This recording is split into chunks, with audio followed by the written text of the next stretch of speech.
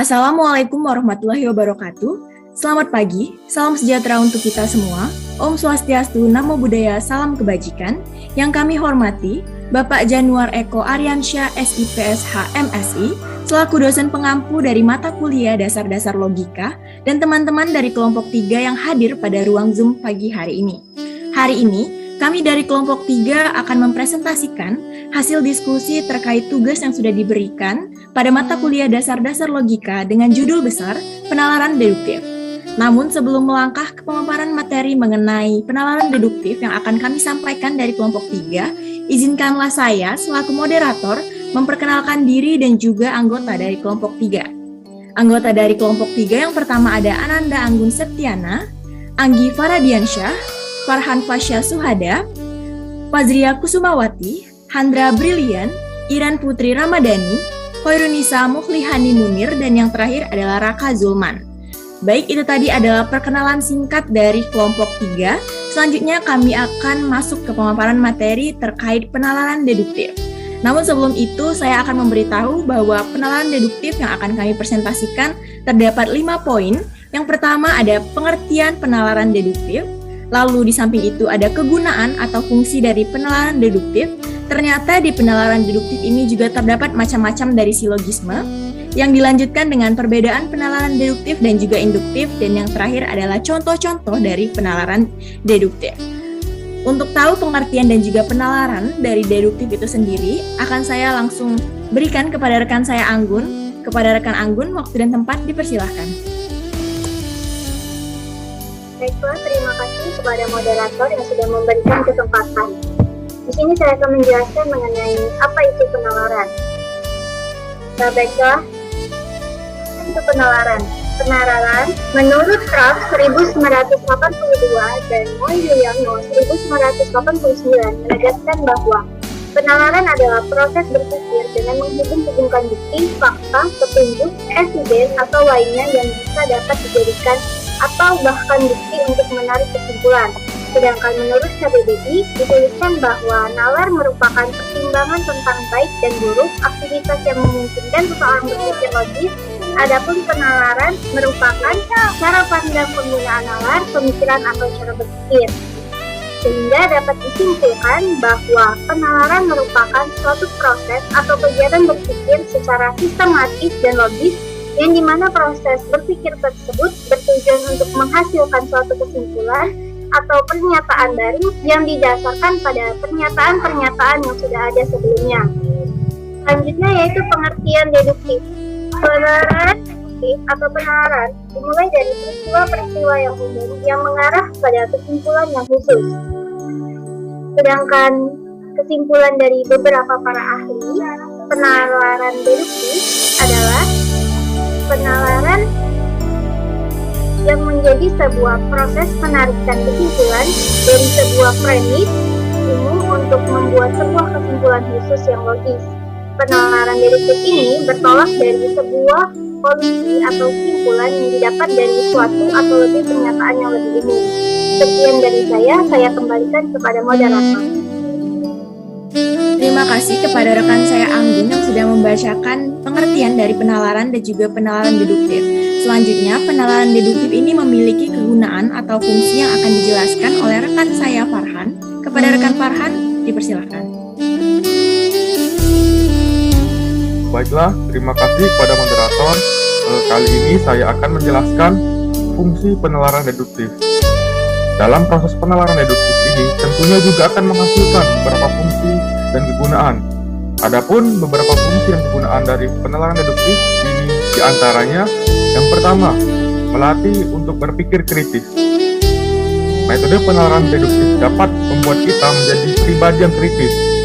Pemikiran yang kritis sangat diperlukan dalam mengambil suatu keputusan dan menyelesaikan suatu masalah. Maka dari itu penting sekali memiliki pemikiran yang kritis, terutama dalam dunia perkuliahan dan pekerjaan. Yang kedua, melatih kemampuan problem solving atau memecahkan permasalahan. Seringkali kita dihadapkan dengan masalah-masalah yang timbul sehingga kita dituntut untuk bisa menyelesaikan permasalahan tersebut dengan baik dan benar.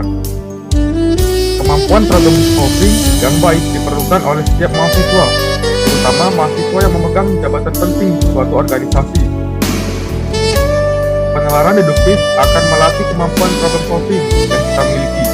Hal ini tentu saja didasari dari pemikiran logis yang bisa menarik suatu kesimpulan yang berguna sebagai solusi dari permasalahan yang terjadi.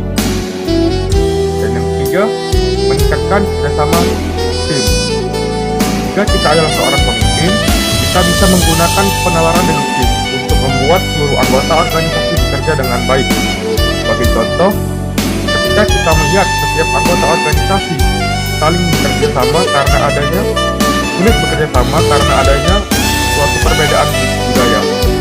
Strategi yang bisa kita lakukan adalah memperhatikan seluruh anggota tim dan melihat bagaimana mereka bekerja. Kemudian, tanyakan pada mereka tentang permasalahan apa yang terjadi yang sulit untuk mereka hadapi. Dari informasi tersebut, kita bisa mencari cara untuk memastikan semua anggota organisasi bisa bekerja sama dengan baik dan menghasilkan hasil dan tujuan yang terbaik. Baiklah, terima kasih. Saya kembalikan kepada moderator. Terima kasih kepada rekan Farhan. Kita baru saja mendengarkan kegunaan dan juga fungsi dari penalaran deduktif. Selanjutnya, ternyata penalaran deduktif memiliki macam-macam dari silogisme yang akan dijelaskan oleh kedua rekan saya. Kepada rekan Iren dan Anggi, dipersilakan.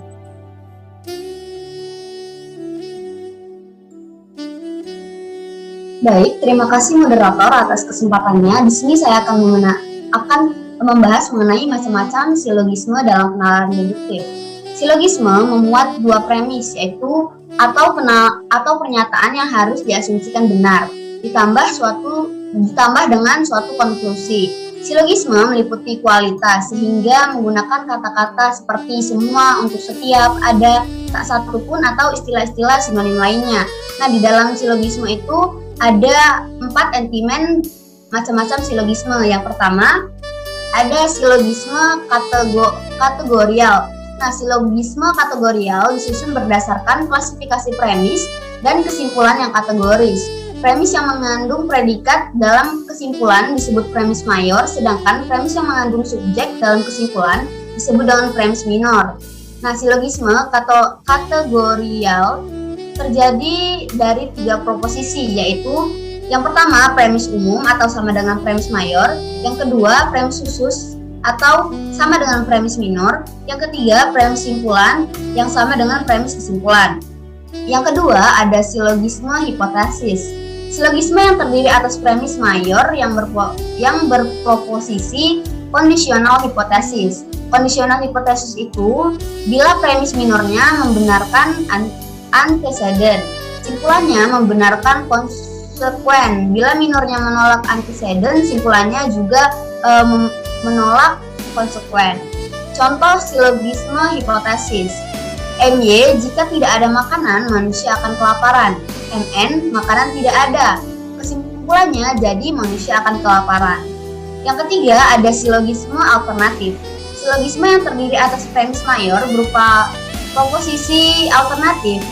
Proposisi alternatif yaitu bila premis minornya membenarkan salah satu alternatifnya, simpulannya akan menolak alternatif lain. Nah, contoh silogisme alternatif, MY, kakak saya berada di Bandung atau Jakarta. MN, kakak saya berada di Bandung. Simpulan, jadi kakak saya tidak berada di Jakarta. Baik, mungkin itu saja dari saya kembalikan kepada moderator. Terima kasih kepada Iren yang sudah membacakan dari macam-macam silogisme. Selanjutnya akan dibacakan oleh rekan saya Anggi. Kepada rekan Anggi, dipersilakan. Baik, terima kasih atas kesimpulannya moderator. Masih dalam macam-macam silogisme yang keempat yaitu silogisme disjunktif. Silogisme disjunktif adalah silogisme yang premis mayornya merupakan keputusan disjunktif, sedangkan premis minornya bersifat kategorik yang mengakui atau mengingkari salah satu alternatif yang disebut oleh premis mayor. Seperti pada silogisme hipotetik, istilah premis mayor dan premis minor adalah secara analog bukan yang semestinya. Silogisme disjunktif ini ada 2 macam, yaitu silogisme disjunktif dalam arti sempit dan dalam arti luas. Untuk silogisme disjunktif dalam arti sempit, yaitu berarti mayornya mempunyai alternatif kontradiktif. Contohnya, premis 1 Harry jujur atau berbohong, dan premis 2 ternyata Harry berbohong. Dan konklusinya ia tidak jujur. Kemudian yang kedua yaitu silogisme disjuntif dalam arti luas, yang berarti premis mayornya mempunyai alternatif bukan kontradiktif. Contohnya, premis 1 Hasan di rumah atau di pasar, dan premis 2 ternyata tidak di rumah, sehingga konklusinya Hasan di pasar. Kemudian ada entimen. Ini adalah silogisme yang jarang ditemukan dalam kehidupan sehari-hari, baik dalam tulisan maupun lisan. Dan yang dikemukakan hanyalah premis minor dan simpulan. Contoh entimen ini yang pertama, contoh entimen yaitu dia menerima hadiah pertama karena dia telah menang dalam sayembara itu. Dan yang kedua, Anda telah memenangkan sayembara ini, karena itu Anda berhak menerima hadiahnya. Baik, mungkin itu saja penjelasan dari saya. Saya kembalikan ke moderator. Terima kasih kepada Anggi yang sudah membacakan macam-macam dari silogisme dalam penalaran deduktif. Selanjutnya, ternyata penalaran deduktif dan induktif terdapat perbedaan yang akan langsung kita dengarkan dari kedua rekan kita, Handra dan juga Hairunisha. Kepada kedua rekan saya, dipersilakan. Terima kasih untuk Adinda Gustianasya yang sudah mempersilakan saya untuk membacakan materi yang bagian saya. Nah, teman-teman, apa sih perbedaan antara penalaran deduktif serta penalaran induktif? Di sana ada beberapa poin. Yang pertama yaitu jika semua premis benar, maka kesimpulan pasti benar, itu untuk deduktif. Sedangkan induktif, jika premis benar, kesimpulan mungkin benar, tapi tak pasti benar. Nah, mungkin teman-teman belum tahu nih, ada yang belum tahu premis itu apa. Jadi premis itu landasan berpikir untuk menarik sebuah kesimpulan. Oke, poin kedua, semua informasi atau fakta pada kesimpulan sudah ada, sekurangnya secara implisit dalam premis. Sedangkan induktif, semua informasi atau fakta pada kesimpulan sudah ada, sekurangnya secara implisit dalam premis. Kesimpulan memuat informasi yang tak ada, bahkan secara implisit dalam premis. Yang ketiga, penalaran deduktif adalah dasar untuk membangun dan menilai prinsip-prinsip ilmu, sedangkan induktif penalaran yang tidak siap dipakai untuk membenarkan induksi. Nah, yang keempat, kesimpulan dalam penalaran deduktif bersifat analitis karena ilmu pasti 100% kalau argumentasinya sahih dari sudut logika formal, sedangkan induktif bersifat generalisasi sintesis karena itu tidak menjamin kepastian mutlak. Untuk poin 5-7 akan dijelaskan ataupun dibacakan oleh rekan saya Hoirunisa. Hoirunisa, silakan. Baik, terima kasih Handra. Saya akan melanjutkan. Untuk perbedaan deduktif dan induktif sendiri, untuk argumennya yang mendasarkan kesimpulannya harus dengan mengikuti premis-premis itu deduktif. Sedangkan induktif, argumen yang mendasarkan kesimpulannya kemungkinan mengikuti premis-premis. Lalu, pada deduktif, itu mulai dari premis umum ke kesimpulan yang spesifik. Lalu pada induktif, mulai dari premis spesifik ke kesimpulan umum. Next slide. Nah, perbedaan yang terakhir di deduktif itu kesimpulan dari deduktif haruslah valid atau benar. Sedangkan di induktif, kesimpulan dari induktif memiliki kemungkinan benar karena sains bisa berubah dan terus berkembang. Sekian dari saya kembalikan kepada moderator. Terima kasih kepada dua rekan saya Handra dan juga Hairunisa yang sudah membacakan perbedaan dari deduktif dan juga induktif. Selanjutnya kita sudah sampai di akhir materi yang akan dibacakan mengenai contoh dari penalaran deduktif itu sendiri. Kepada dua rekan saya Raka dan juga Fazria, dipersilahkan.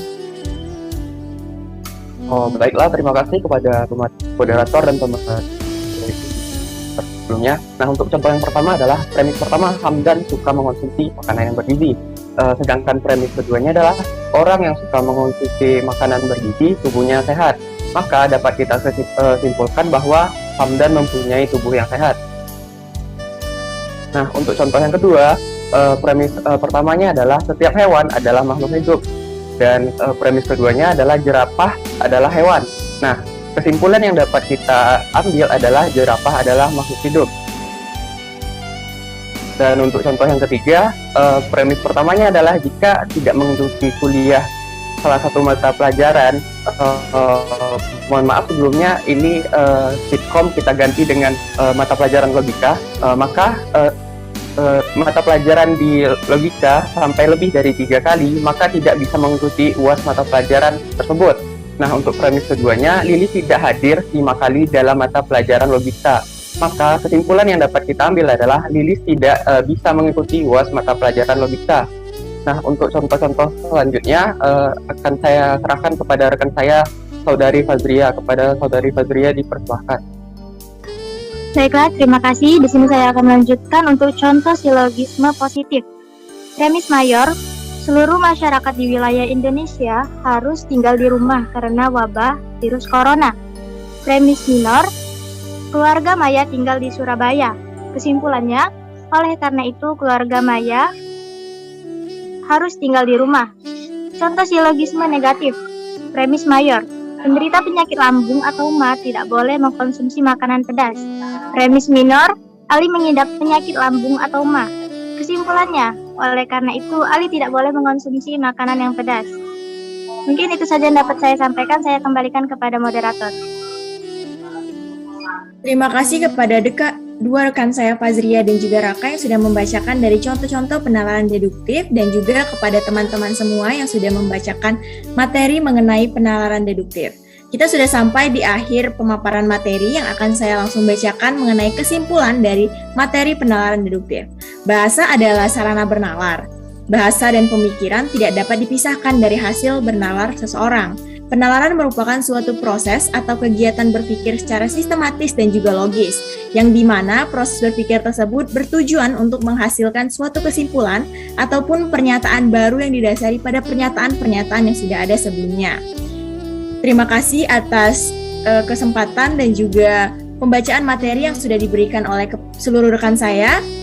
Kami ucapkan mohon maaf apabila ada kesalahan dalam penyampaian pemateri hari ini. Kepada Allah kami mohon ampun, kami akhiri wabillahi taufiq wal hidayah. Wassalamualaikum warahmatullahi wabarakatuh.